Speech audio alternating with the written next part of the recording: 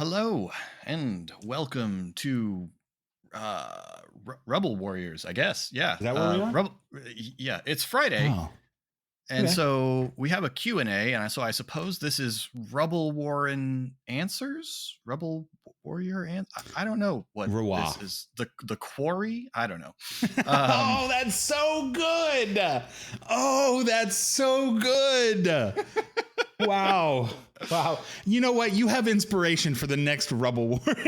One shot. You can't carry it into Kyber shards, but you've got it for the next all right. Rubble War. Deal.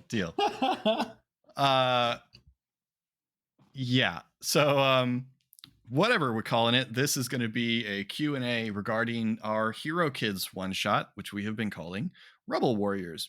I know I promised Eric and Colin, but Eric is a gallivanting world traveler and Jet setter. has wandered off to NYC.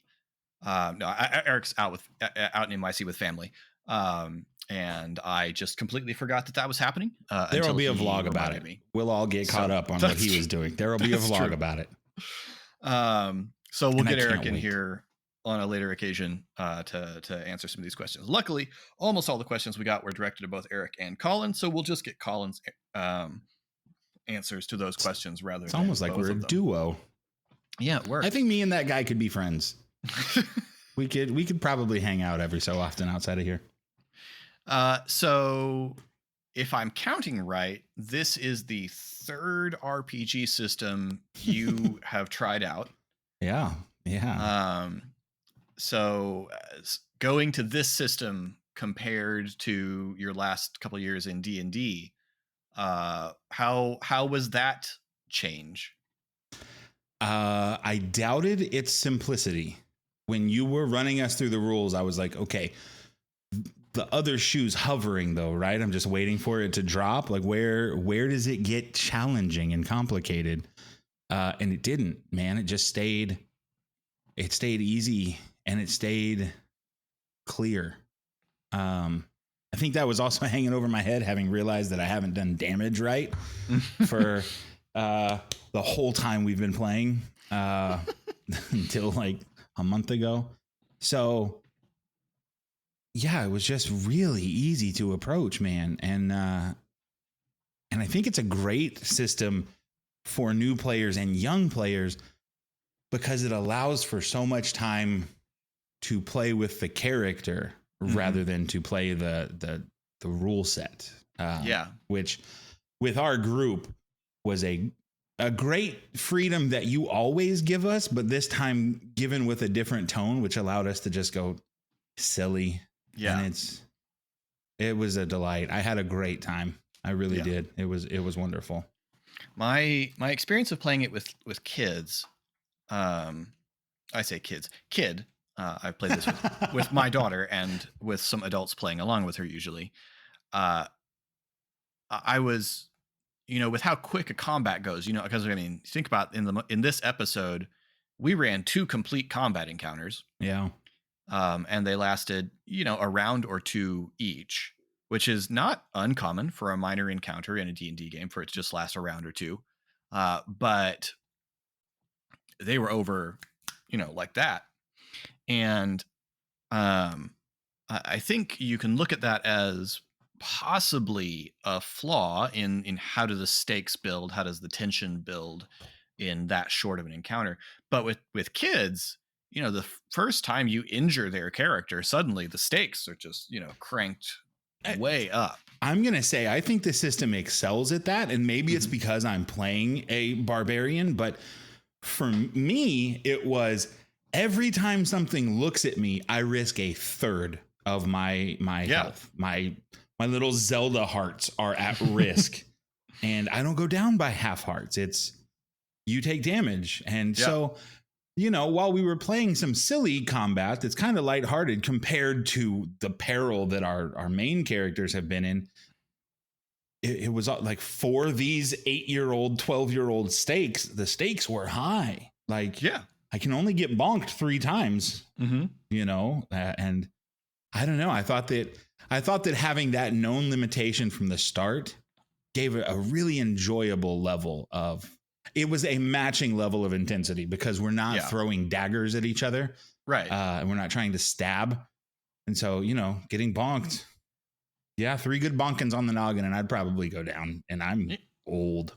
Right. So if I was young, my noggin was a lot more tender. So yeah, I don't know. I love the way the stakes felt, to be honest. Well, and it allows you to play up the kind of Stranger Things feel of it. I mean, I say that Stranger Things actually has very serious, deadly stakes quite often, but I guess E.T. maybe the more E.T. stakes of it. That's fair. The kids in E.T., there's never really the impression that the adult adversaries in E.T. might kill the kids. Nope. Yeah. But it's still you get to play with that freedom of knowing this is a story, and I like it because it gives the feeling.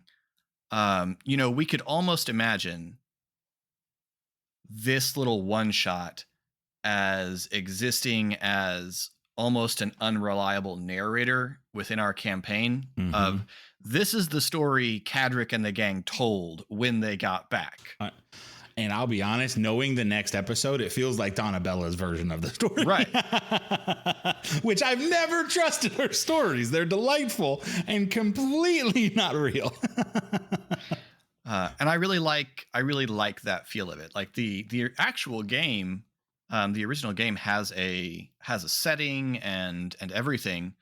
And there's no real explanation given as to why kids go out on the adventures. Like some kid-based adventures will give an explanation. Like there's a setting called Wardlings, I think. And the premise is you age out of your ability to see monsters.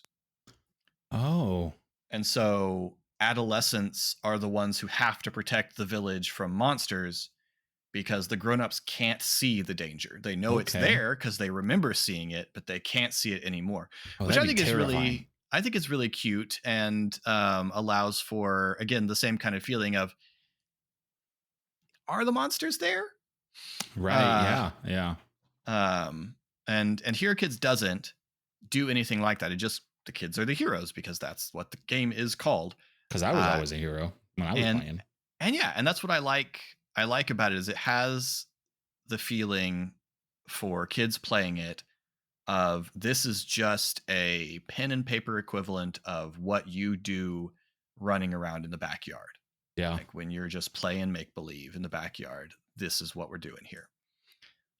So I think it's just a great, fun system, and very cheap. So if you have young adventurers or you just want to try out a cool one-shot system, this is a great one. If you've never played a tabletop, that's true. This is a great starter. And I don't have any regrets about our first one shot, but I had the advantage of having listened to you guys play a lot of D&D, so I had a rough idea. Mm-hmm. If you just want to roll some dice and see if this is a fun pastime for you, it's a marvelous way to kill a couple hours and have some fun. I had a blast. Yeah. Mm-hmm. No, it's a lot of fun. So we have some questions. The first of which comes from Emily. At this point in the campaign, how well do you think your Rubble Warrior kid would get along with your Greymalkin kid? Oh, they'd get along great. Oh, they'd get along so well.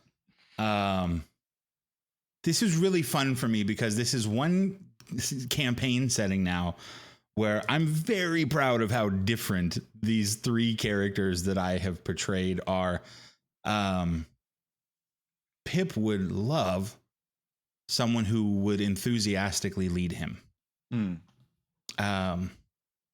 the fact that I like the no choice but to lead aspect for Cadric of everyone like turning to him to see if this is what they do. That's fun. And I think unironically Pip would fall straight into we follow him. Okay, let's go. I think they would get along great, especially as soon as he bamfed. The first time there was a bamfing, Cadric would be like, Okay, so this is great. She's gonna get a tattoo. Can I get a bamfing? That's what I want to learn. How do I bamf? Yeah. I think they would be fast friends. Mm-hmm. And I'm delighted by that thought, even though I distinctly tried to play them very differently. I think they're opposite enough that they would definitely attract. Oh yeah, they definitely have very distinct personalities. But yes, I heartily agree. I think Pip would be an enthusiastic and delightful addition to the Rubble Warrior gang. Yeah. Like he would. Yeah, and I think he's the one who would probably the quickest sign up for it. I think so. Like there's a bit too much chaos, I think, for Nasaria unless she could take over. Yeah. Yeah. That's fair. And Kara's probably too cool. And Mo's probably too introverted. Yeah. To enjoy it, I think. And I just don't think that Pip and Mo have that dynamic built yet of the Cadric Bajak, the come along, because Bajak is not he's quieter, but he's not the soft spoken one so much, and that Mo's not quite there. Yeah. But the Rubble Warrior kids have had community for a long time, and our Grey Malkin kids are just learning that. So I just have to say I absolutely adored the dynamic that you and Eric fell into as Cadric and Bajak. Because I don't know if we've said this before. I cast everyone. I basically told everyone, this is how I would cast you. If you have a problem with it, let me know. No one had a problem with it. I didn't get the if you have a problem. He literally sent me a threatening attachment challenging my future children. He takes this more seriously than he tells y'all, just so you know. And I deliberately cast Eric and Colin opposite the dynamic of Ari and Pog as much as I could. Even though Pog has definitely asserted himself a lot more in recent story arcs. Ari's the obvious face of the party, and so I didn't want Eric to just fall into that role here. I thought it would be more fun to see them play opposite, and I adored it. I thought this was just so much fun watching you and Eric goof around with each other. Yeah, it felt easy. Felt good. There's I don't know. We have the unfair advantage that the three of us have of so many years of theater games together that I think helps in playing at a table where we trust where the other one's taking us. So we have no problem going along with the lead. I had a lot of fun. It was very different having to tell who Eric was playing that we're not doing his idea. We're doing something else.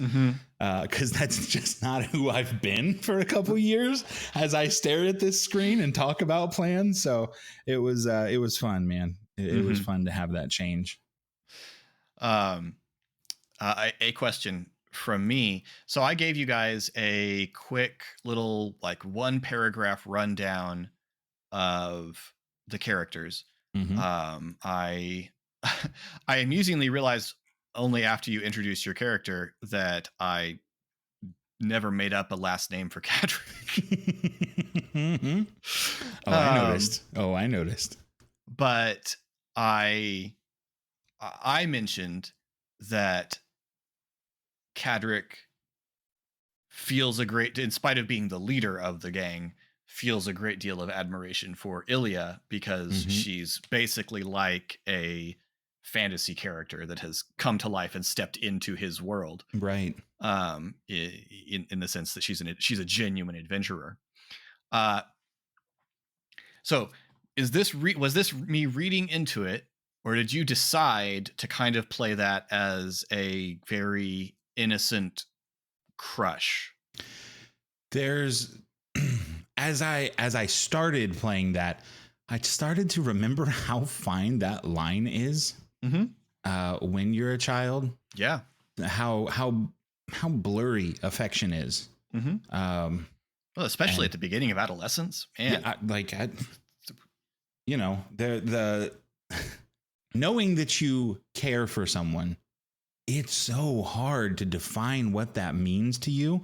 And so I tried to go back and forth with it because there was a sense in the way that you wrote this, especially with you having informed that that's when bullying ended. Ilya brought peace to his bullied presence and existence. That there would be adoration, and it's, even as a grown man, it's sometimes hard to define adoration as separate from something being endeared to you. And so as a 12-year-old, like, I don't know. I don't know if I want to hug her, or if I want to kiss her, if I want to high five her. I definitely just know I want her next to me. Whether we're holding hands or fist bumping, like, she needs to be here for me to be the best. And I just had a lot of fun with playing that differently every time she did something, between, you know, whether it was, wow, look at her, or wow, look at her, you know, it was fun to bounce around with. Yeah, that was, I'm glad to know that was picked up, because I definitely consciously tried that. No, I think that's a very fun dynamic, and it made me, as it plays, obviously we've got an episode left, but it definitely, like, one of the things I like about turning NPCs over to players is I feel like I learn things about NPCs, and when I do that, and I notice things and immediately think, wow, what would these relationships with these 5 characters, how would they grow, like, as these guys reach into their teenage years and towards adulthood? Like, what do these kids look like, and these relationships look like when they're 18? Right. Like, it was very fun to see. I think it was also fun for us because children are consistently rearranging their dynamic in a group. And I think that was a real success with the way Eric plays Bajak. Yeah. And the way that Laura gave us the wonderful Donabella, that everyone kind of, Mia gave us the Donabella. You're right. Yes. The ever shifting dynamic between everyone turning to look at Cadric, but also, you know, having a snippy answer or a scared answer, and everyone knowing, unlike the Strike Force, which is constantly questioning in one way or another, the Rubble Warren gang knows they belong together. Yeah. And that they're gonna fit through. And it had that Stranger Things feeling of like, I can cuss you at the table and I'll see you at lunch tomorrow. Right. You know, like, we're not the same now as when we started.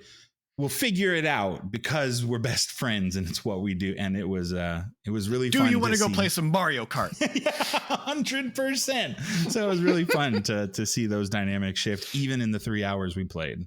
Yeah. Yes. Emily also asks, what was Cadric feeling after the bat attack that he didn't want to talk about?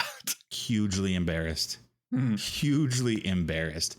This is, as far as the cast knows, this is the first that they've really gotten into danger since the catacombs.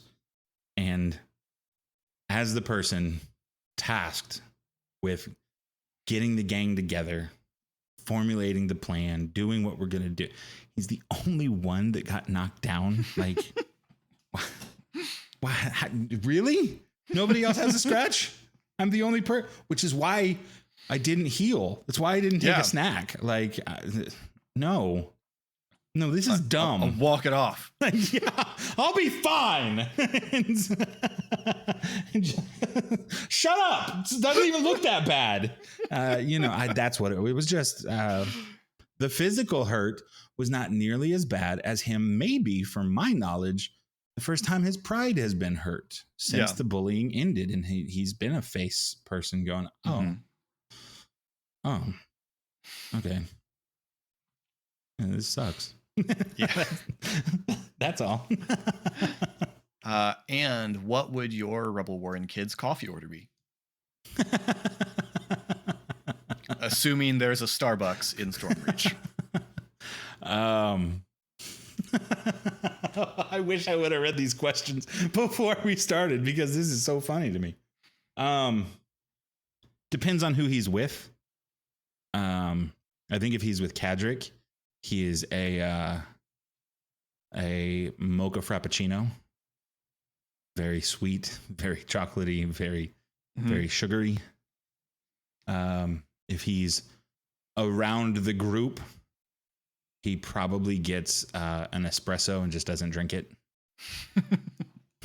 Because it's what I will never forget having this exact moment with one of my dear friends in high school. We watched Swordfish, and all they drink is triple espressos. And we thought we were cool people. So the next time we went for coffee, we both ordered triple espressos. And I don't tasted know what, like dirt. We just pretended to enjoy it the entire time. And it was years later that we were like, hey, you remember how stupid that was? We were wired and unhappy. So I think that's going to be the answer, depending on who he's with.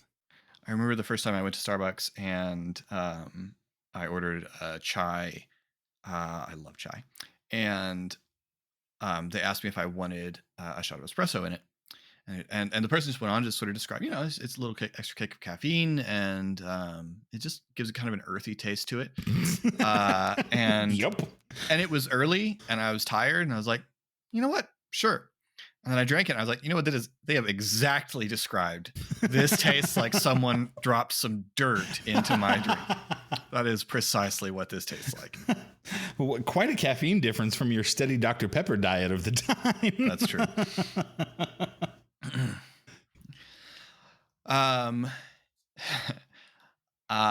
Chris asks, how are you finding the experience of playing a more face character? Does it inspire you to consider a high charisma character for a future campaign? I found it delightful. I don't know if I would like it as much if it wasn't this table. Like I said, there's a lot of trust with Eric and Philip. We've told a lot of stories. We've been very silly with each other for decades now. Mia and Laura know us on a personal level, not for as long, but they're not only familiar with our content and the way we make things as individuals, but they've gotten to know us on a personal level. And so there's a lot of trust there. Because coming from playing not a face character, it is daunting. I think the reason I wouldn't say it necessarily inspires me to play high charisma isn't that it's not fun. I talked about this in a previous KSA that I kind of cheated with Pog to be able to play dumb naivete to cover the player's dumb naivete. And I realized the longer I play with Eric, the more that if I were to ever find myself living in such a shambled country that I ran for office, I would have him do the debates for me.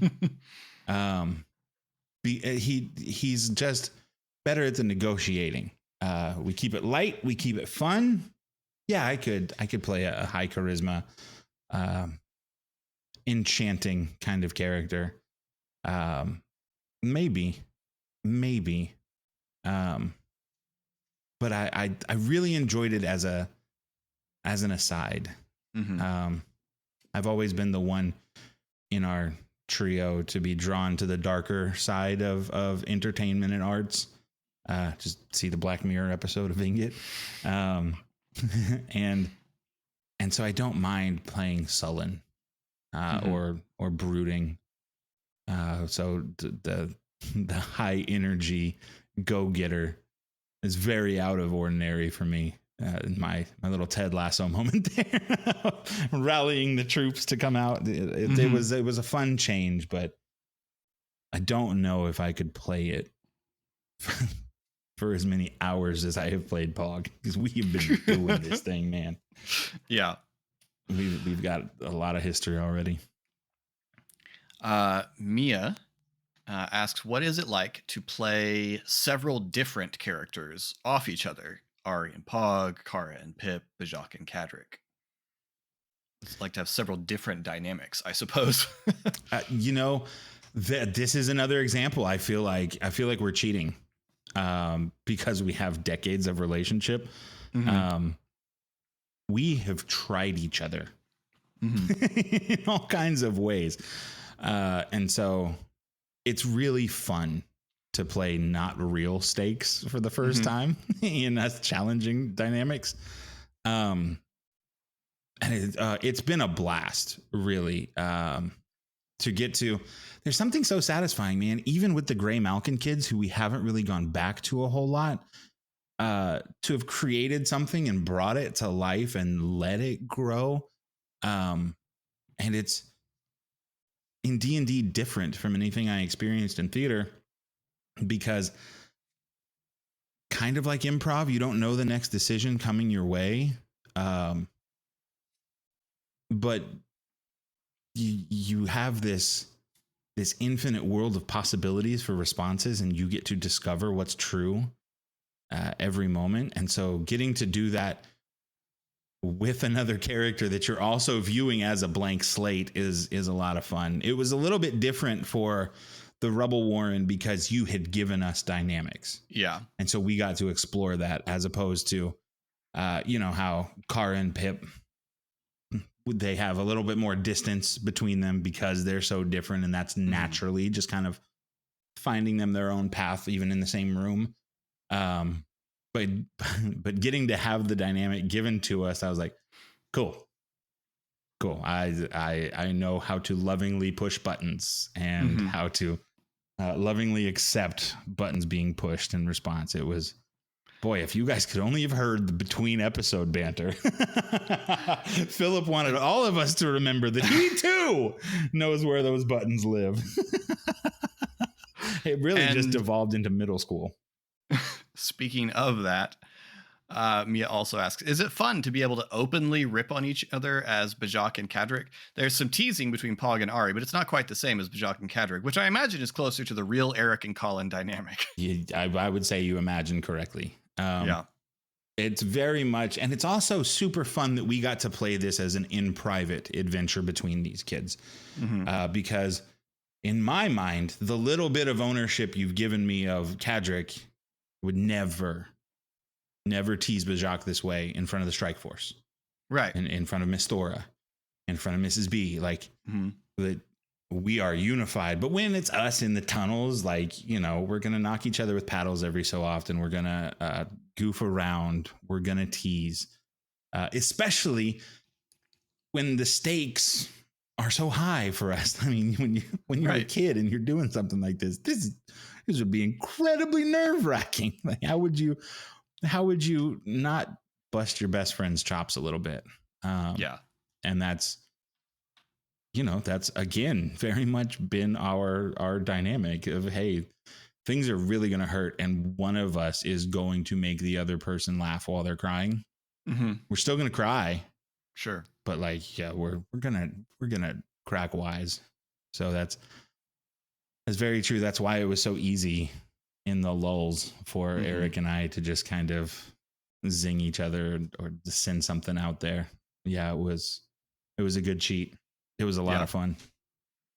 I am curious, what did, if anything, and if you remember, what did you think you were going to find in the lair of Levexi's tribe? Did we say it off camera or on camera? Because I thought we were going to find like the plant from Little Shop of Horrors. Yeah, that was on camera. I said that while we were playing in some form. I was like, feed me, Levexi. Was definitely what I was expecting to have down there, because I mean, there was a feeling we're underground that like a dragon should have been expected, but but also like there's no way Philip is going to give us a dragon. Like that's not about to happen. And now we have to know there's a dragon under Stormreach and just not do anything with that. I pushed it out of my mind as a possibility so early on. Like the first time Levexi said, keep it safe. I was like, huh? What do we do? You're feeding it. Okay, this is terrifying. And now I'm wishing I would have asked more questions about feeding it because, like, is this a vegetarian dragon? What are you bringing down here, Levexi? What kind of kidnapping ring are you getting us wrapped up in? Like, what Pinocchio scheme is going on here? I initially, once I landed on Levexi is the quest giver, I initially had the idea of she's found a dragon's egg, or her tribe had a dragon's egg and she's been keeping it safe as the last of her tribe. Because this is like in broader D&D terms, that's not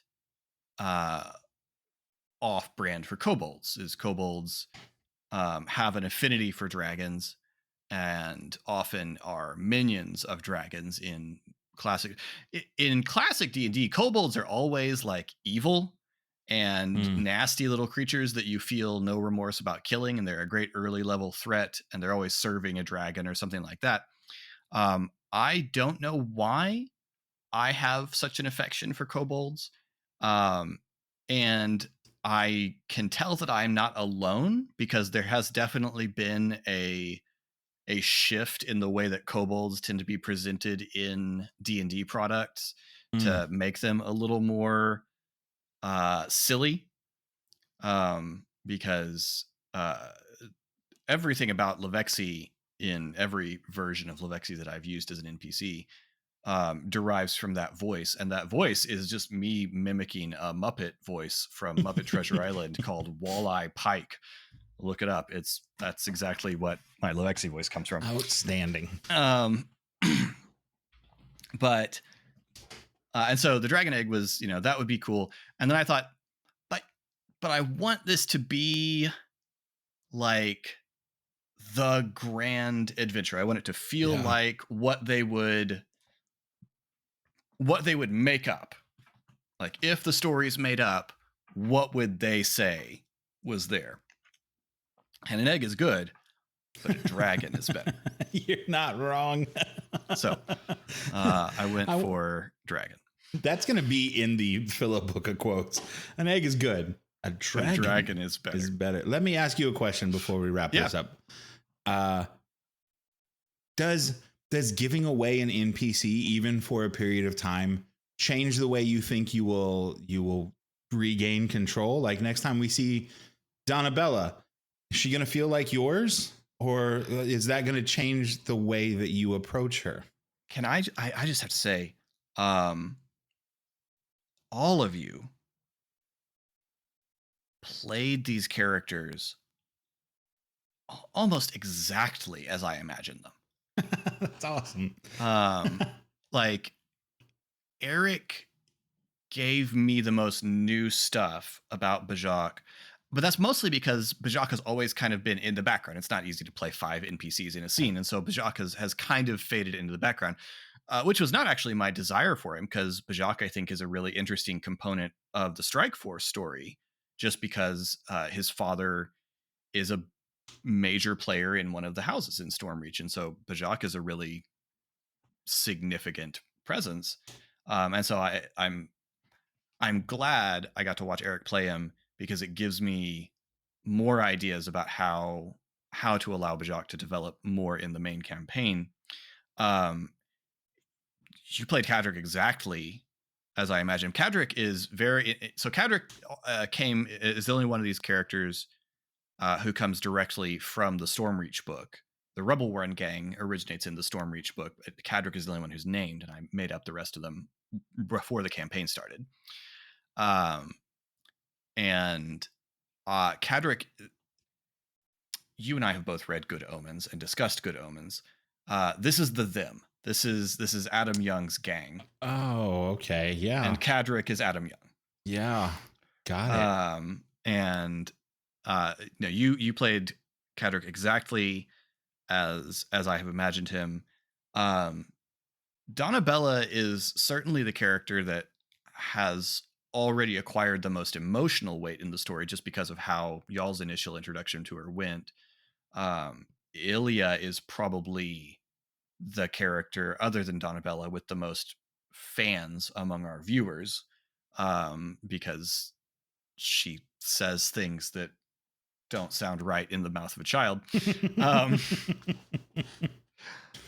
but I have to say, you know, and I'll say it now where she'll hear it, but won't get embarrassed by me saying it to her when it's her turn on next week.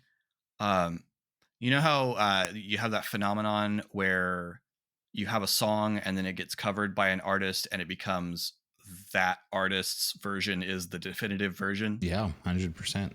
I told Mia, and I've said many times before, that Donabella is very inspired by Tiny Tina from Borderlands. Oh boy, did she nail that. Obviously a less traumatized version. A little less murdery too, like outright murder. And Mia does such an amazing, I mean, I don't know if I've ever heard Mia do an impression of Tiny Tia, but having watched Mia on stream and played with Mia and talked with Mia a lot, Mia has always given me that kind of vibe and energy. Yeah. And so that's why I wanted Mia to take on Donabella. And the way Mia voiced Donabella, the enthusiasm that Mia brought to Donabella, that's what I have been trying to do with Donabella. There's a moment, and there's no context for spoiler, sure, but there's a moment in the third episode where Donabella is told to wait, and Mia responds, "Okay." And I was just like, "Yep, yep. This is it, man." Like, I mean, so excited for it. It's pure. It's lovely. Her reaction to being caught in the spider web in this most recent episode, where she's stuck, but she's describing herself as still flailing her head back and forth. She's like, "You got this, Bajok." Oh, it's so good. Was so good, and I knew, like, having played a lot of D&D with Laura, much more than Mia, I knew both that Laura would love to play Ilya, but also that Ilya was their people, and so I knew that they could take Ilya and run with her, and just that Laura would exactly understand who Ilya is. And also, it is a I don't know if I ever said this on air. I've told Laura this, and I think I've said it maybe in a watch party or something like this. The private joke is Laura's favorite character, as anyone who knows Laura from the Eberron Renewed podcast, is Drakir, which was my temporary character when my character on that show died. And Laura adores Drakir, and I adore Drakir. Drakir was enormous amounts of fun to play because it was just, I just stripped all of the morality out of my usual character. Boy, was he a change of pace when that arrived in the campaign. It was incredibly fun.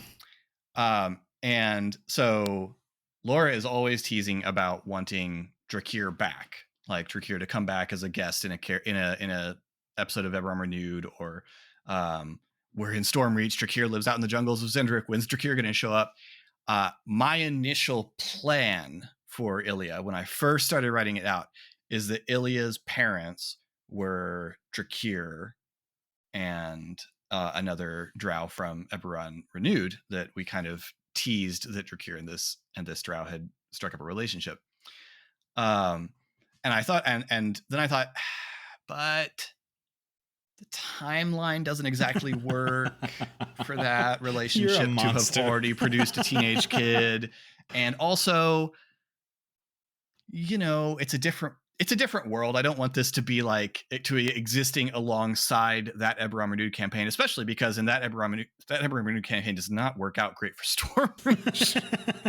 So more than an earthquake. I didn't want to I didn't want to entangle those two stories too much.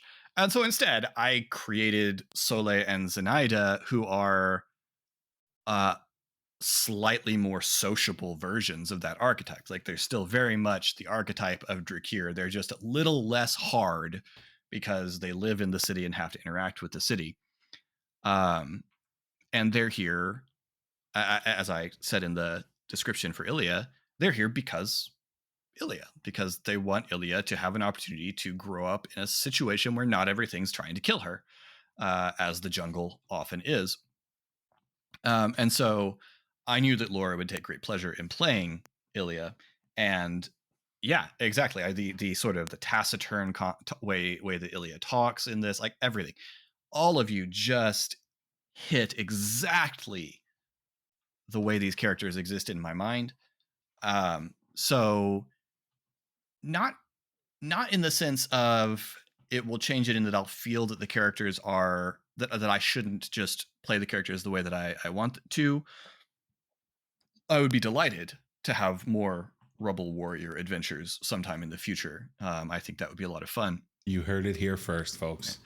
But I think a big thing for me is I know these characters better now from watching you all play them and from preparing the little dossier I gave you on each of the characters. So this as an exercise, I think, in world building gives me a lot to play off of. And to anyone watching who runs a game, I will say that every occasion where I have let my players take over NPCs and run them, it has been a smashing success for me. It has made the world richer, made the characters richer, and given me a lot to work with. So I thoroughly encourage you, if you've got players that you can trust not to just try to like game the system by getting control of some of your NPCs or something, do this. This was an enormous amount of fun. So yeah, I'm really, really pleased with the way it went in terms of thinking about how I might play the Rubble Warren gang in the future. And I kind of talked about this a little bit, of not giving Levexi to someone. My main reason for not giving Levexi to someone is once Levexi was the quest giver, Levexi knows too many things that I would feel I would need to tell the players, and it would rob them of the surprise. But also, while it doesn't bother me even in the least, and it shouldn't bother anyone else, that Laura does not do an Eastern European accent for Ilia, or that Mia does a better Tiny Tina impression than I do. Like, so much of Levexi is in that weird raspy voice, which I said this in the watch party, doesn't hurt. I know that it sounds like it hurts. See, I smoked for more than 20 years, so I just can't imagine like popping into Pip's high register, and I'm like, oh, the damage was done. So to get to that place, when Levexi showed up at the window, I was like, I am so glad I don't have to do this. I mean, I'll tell you, straight talk. It's a lot harder to maintain Dane the whole time because there's just that rasp in the lower part of my throat, and after a while, that starts to bother me. That's because significantly you have more than cords. Levexi. I don't know why. This doesn't bother me at all. Boy, then you just popped into that too, like it's an accent in comparison. So it's just, yeah, it doesn't. But so much is in that voice, and I wouldn't want to make anyone else try to do it. You could have gotten an hour's worth of content from the outtakes of our cast trying to get there. Yeah. So, well, anyway, I know Colin and I, this happens almost every time that you and I say this is going to be a short one. Yeah. And it's not. This is literally why we have a podcast. Right. Speaking of that, if you want to hear more of me and Colin talking, you can do so on the I Never Got Into That podcast, where we talk about various fandoms and pop culture stuff like that. You can also see Colin playing games as Sorry BTR. The O is 0 over on Twitch. And that's where he tweets from, as same handle and everything else. True. And you should check him out. New episode of Rubble Warriors coming this Monday, the conclusion of our adventure. And next Friday, hopefully, assuming the schedule works out okay, we'll have Laura and Mia on to talk about their experience playing Ilya and Donabella. And then we'll pick up Eric another time and get his thoughts on Bajak.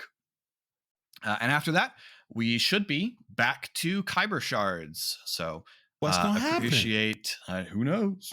We appreciate your patience during our brief downtime. Hope you've been enjoying Rubble Warriors as much as we enjoyed making it.